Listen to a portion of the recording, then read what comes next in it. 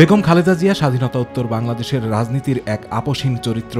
তিনি শুধু দেশের প্রথম নারী প্রধানমন্ত্রী নন, মুসলিম বিশ্বের দ্বিতীয় নারী প্রধানমন্ত্রী হিসেবেও ইতিহাসে তার নাম অমর হয়ে আছে।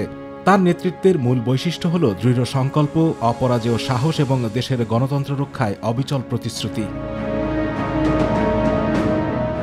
আন্তর্জাতিকভাবে তার অবদানের স্বীকৃতি হিসেবে 2004 সালে ফোর্বস সাময়িকী তাকে বিশ্বের 100 ক্ষমতাশালী নারী নেতার মধ্যে 14তম স্থান প্রদান করে। এছাড়া 2011 সালে যুক্তরাষ্ট্রের নিউ জার্সি স্টেট সিনেট এবং 2018 সালে Canadian human rights international organisation থেকে যথাক্রমে ফাইটার ফর ডেমোক্রেসি এবং মাদার অফ ডেমোক্রেসি পদক প্রদান করে। খালেদা জিয়ার জন্মগত নাম খালেদা খানম পুতুল। তিনি 15 আগস্ট 1945 সালে দিনাজপুরে জন্মগ্রহণ করেন। বাবা ইস্কান্দর মজুমদার ছিলেন ব্যবসায়ী এবং মা তৈয়বা মজুমদার ছিলেন গৃহিণী। খালেদা জিয়ার প্রাথমিক শিক্ষা শুরু হয় দিনাজপুরের মিশন স্কুলে এবং পরবর্তীতে সরকারি বালিকা উচ্চ বিদ্যালয় থেকে 1960 সালে ম্যাট্রিকুলেশন পাশ করেন। এরপর তিনি সুরেন্দ্রনাথ কলেজে পড়াশোনা করেন। 1965 পর্যন্ত তিনি পশ্চিম পাকিস্তানেও শিক্ষাজীবন চালান। 1960 সালে তিনি পাকিস্তান সেনাবাহিনীর ক্যাপ্টেন জিয়াউর রহমানের সঙ্গে বিবাহ বন্ধনে আবদ্ধ হন। স্বামী জিয়াউর রহমান যতদিন বেঁচে ছিলেন, খালেদা জিয়া 2 পুত্রের লালন পালন ও পরিবারের যত্নে নিজেকে নিয়োজিত রাখতেন। খালেদা জিয়ার রাজনৈতিক জীবন শুরু হয় 1981 সালে তার স্বামী রাষ্ট্রপতি জিয়াউর রহমান হত্যার পর। এরপর তিনি বিএনপিতে যোগ দেন।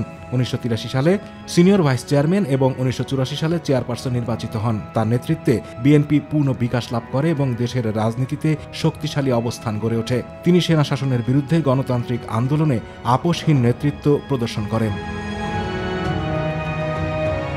1991 সালে নির্বাচনে জয়ী হয়ে খালেদা জিয়া প্রধানমন্ত্রী হন এবং সংসদীয় পদ্ধতির সরকার প্রতিষ্ঠা করেন। 1996 সালে বিতর্কিত নির্বাচনেও তিনি প্রধানমন্ত্রীর দায়িত্ব পালন করেন। 2001 সালে তার দল পুনরায় ক্ষমতায় আসে এবং তিনি 2006 সাল পর্যন্ত প্রধানমন্ত্রী হিসেবে দায়িত্ব পালন করেন।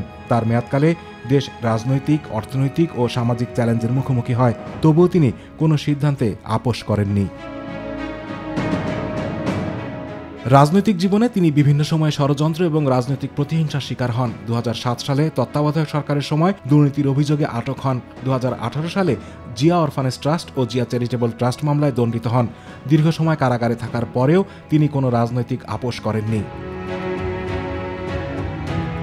কনিষ্ঠ ছেলে আরাফাত রহমান কোকো 2015 সালের 24 জানুয়ারি মালয়েশিয়ায় হৃদযন্ত্রের ক্রিয়া বন্ধ হয়ে মারা যান।